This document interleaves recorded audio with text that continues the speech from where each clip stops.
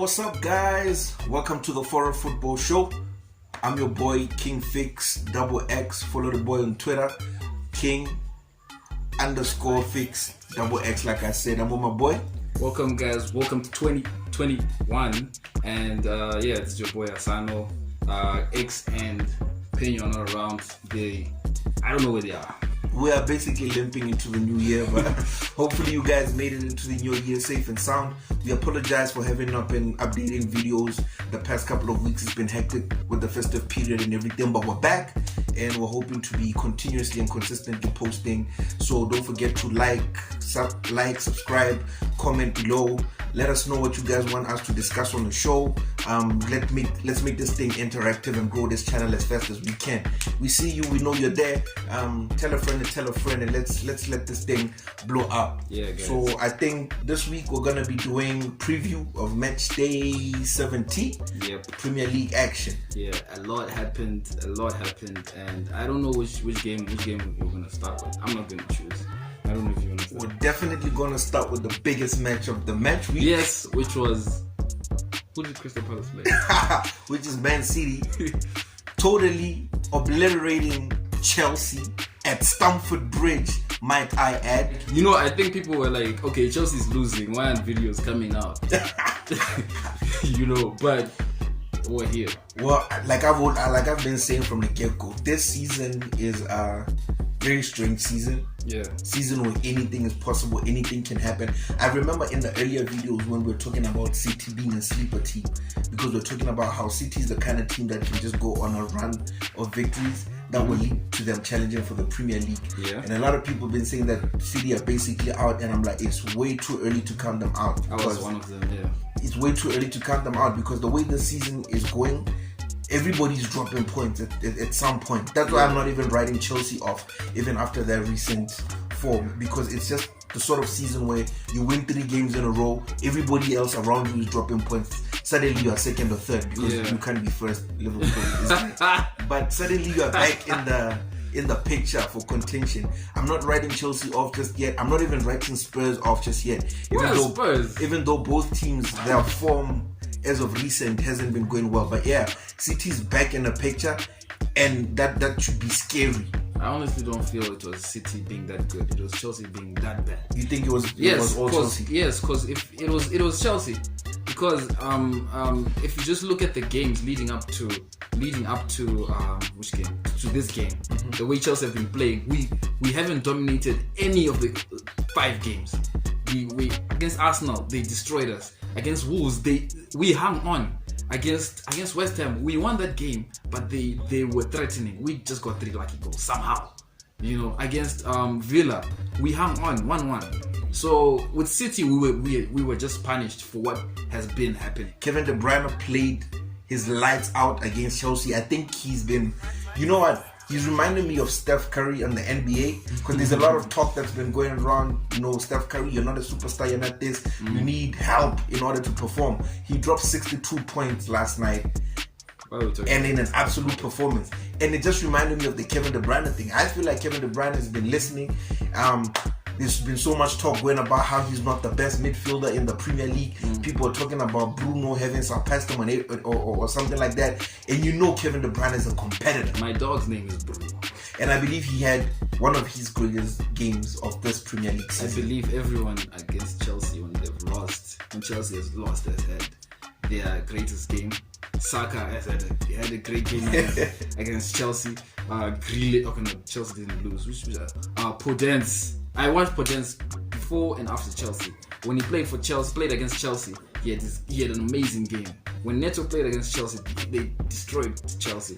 And now De Bruyne scored his first goal from open play against Chelsea. Yeah. So I just want to know from your point of view. I tend to be a bit lenient because I understand it's the Premier League, and it's not a lie. But we're 17 games into the league. How long does £200 million signings need to adjust? Lampard needs to get his act right, because I believe, honestly, another coach will do wonders with these players. I'm seeing a lot of people saying it comes down to a lot of players being played out of position. So I want to know, from a Chelsea perspective, How true do you think that is, and what do you think is Chelsea's best 11 at this particular moment in time? Because a lot of people's thing are saying Werner needs to play up top instead of coming from the wing, and then. But have you seen the sitters that this guy has been missing? For me, it's like it doesn't matter whether you're a defender, a midfielder, a striker, a winger, or whatever. Yeah. There's just chances that you have to bear, and those chances have fallen to Timo Werner, and he's just not converted. Yeah. So, what changes when we move him to play the number 9 position? No, I think I agree with people who say he shouldn't play on the wing. For me, he shouldn't play on the wing at all. Because he's not a dribbler. You can see he's more of a guy who, like, it's funny, but it's more of a guy like Torres, man. Like guys who just play off of instinct. I've seen the way that he shoots. It's just, I'm like, is this guy serious? But it's like even the goals that he was scoring at Leipzig, the way he scores, it's just like it's off of like instinct. He doesn't even time or plan anything. You know, so I can see that. Yeah, so he needs to play. For me, he needs to play as a striker. I don't care about the fact that he's missing sitters. Just play him as a striker and let him get used to that. Or play a 4-4-2. Because we all, with the signings that he was getting, because we haven't played a 4-4-2. With the signings that he was getting, the midfielders that he's got, we all, as Chelsea fans, we thought there's going to be a point in time where he plays a top 2 with Timo and Giroud, or Timo and Abraham, you know. Just play. I think maybe Timo and Giroud would be a much better fit than Timo and Tammy. Yeah, it depends. It depends. And then who you having on the wings? If it's a 4-4-2, I thought it would be a 4-4-2 diamond. Yeah, 4-4-2 diamond. And if this also accommodates like the signings that were made, you know, you have maybe Ziyech behind. Then you have what's his name, Havertz and Mount, and then Golo sits. That's a 4. Then you have the normal defenders. But it's going to take a lot for them to challenge for the league. Yeah, that's why I said we're competing. We're competing this season, which we're failing at as well. But yeah, this season is a freak season. Let's talk about what Man U versus Wolves. Was it Wolves? Yeah, versus Villa. Man U was playing Villa. United were playing Villa. What's his name scored for the first goal? What was it? Who scored the first goal? Anthony Martial. For the first time, Wan-Bissaka crossed. The last time that happened was against Chelsea, in my memory, where Wan-Bissaka crossed and Anthony Martial got on the end of the cross, and then Bertrand Traore scored the equalizer. Villa were amazing, and then the Man U got a penalty. Yeah. Oh yeah. I'm impressed with Villa this season. Villa amazing. Especially, you know that they've had against the big teams, especially they absolutely destroyed us. But it's not just that. Even they had a good game against Chelsea. For sure. They had even the game against United. They had a very good game. Dog. Yeah. You know what? I get slated for this, but I believe right now. Pound for pound, the best player in the Premier League for me right now is Jack Grealish. For sure. I watched him live against Man U. Because you know there are times when you're watching your team play, like your own team, you don't watch football. You're watching your team's mistakes and the near chances. But then when you watch a different game, where it's just where the neutral, you can see the football. And Grealish, the chances that he created Traore's chance. The guy's amazing. He's an amazing footballer. I didn't believe it, but I'm a believer. Jack Grealish. No, he's an amazing footballer. Because I watched the Palace match where they went down to 10 men in the first half.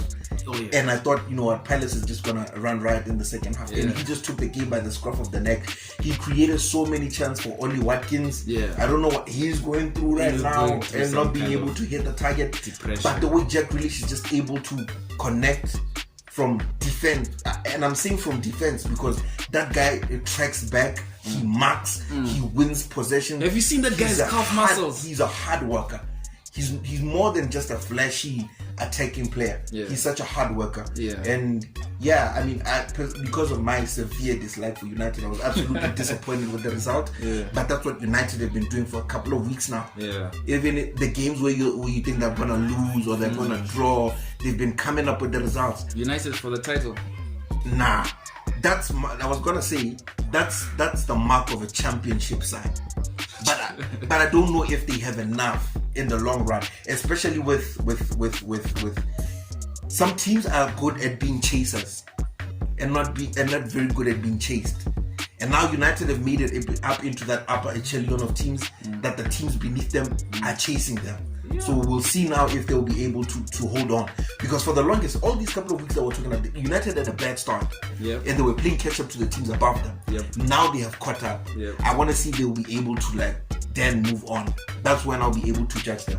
But as of right now, yeah, we can basically see that contending. Liverpool, United, City, I'll say those three right now are the big contender, but I'm really not writing anybody off. I will say this though also about United. A Bruno Fernandes injury.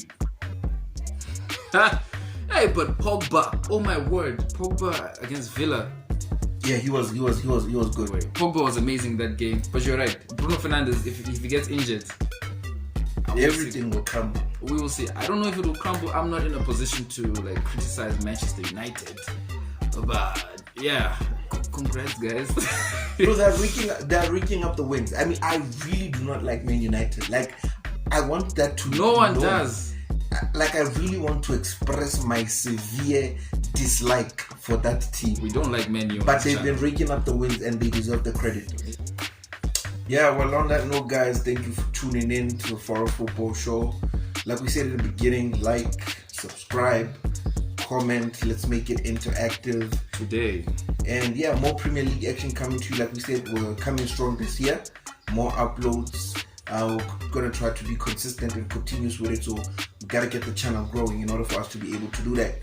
See you all next time. King Fix, Double X. Peace.